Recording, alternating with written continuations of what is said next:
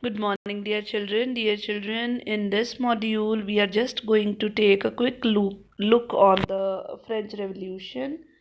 So, now, children, see France divided in 1789. France was ruled by an ancient regime, the old regime, which separated into the first, second, and third estates. So, there were three estates.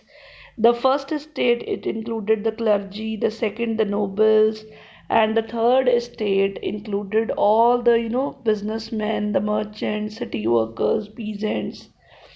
Find the economic troubles. Now the taxes was a very big problem for France at this time. The third estate had to pay all the taxes, but the first and the second estate was not paying any. It also didn't help that France was in a huge debt. You all know that the King Louis XVI, he was, he found an empty treasury. So France was under huge debts. King Louis still was continuing to spend money, and he was raising the taxes on the third estate. Fine.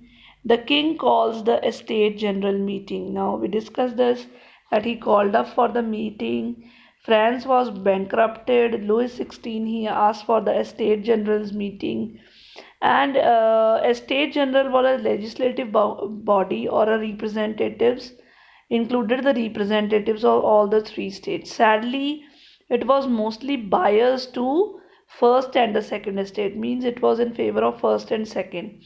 Within this meeting, they thought that they should next as a country on the issue of their debt. In this meeting, King Louis uh, 16 cast out the third estate, means in this meeting the third estate, it stepped out. Then they went to a tennis court and they took a oath there.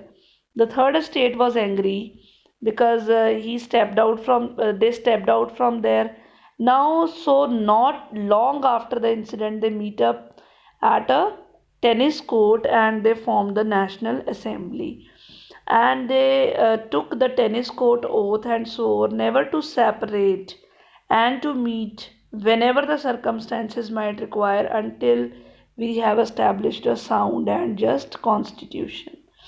And after that, that incident we talked about in the starting, the storming of Bastille on 14 July 1789, the National Assembly stormed the prison of Bastille just for it was hoping to get weapons, gunpowder, and all. They raided the Bastille, and the commander was killed. The prisoners were freed. Fine, and this was a symbol to the French people about representative the years of refuge. It was a spark for the French Revolution. Now the National Assembly, which made the constitution, they took over. So 1789, it was just starting. The National Assemblies everywhere. They were to talk the French people, spreading, means they were spreading rumors here and there. So many things were happening. At the end, the this monarch, King Louis XVI, he declared that I am going to uh,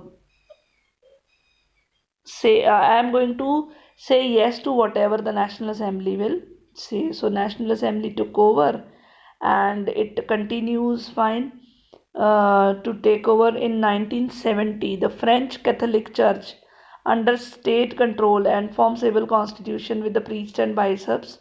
In 1791, they formed the constitution in 1791 that limit monarchy. So monarchy was limited now, and National Assembly declared a war against uh, Austria and Prussia, because the king was somewhere uh, planning a conspiracy with them. Radical faced the reign of terror. After this, the Jacobean Club came, and the reign of terror was there.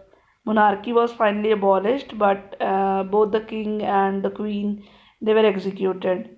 The guillotine, the guillotine device was invented, and here Robespierre, he was leading France this time, and this reign was known as the Reign of Terror.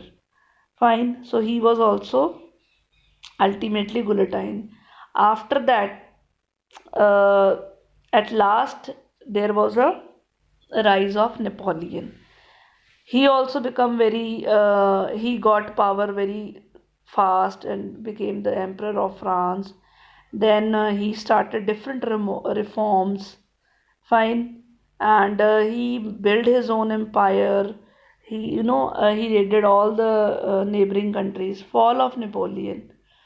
Uh, in 1812, Europe started to fight Napoleon back.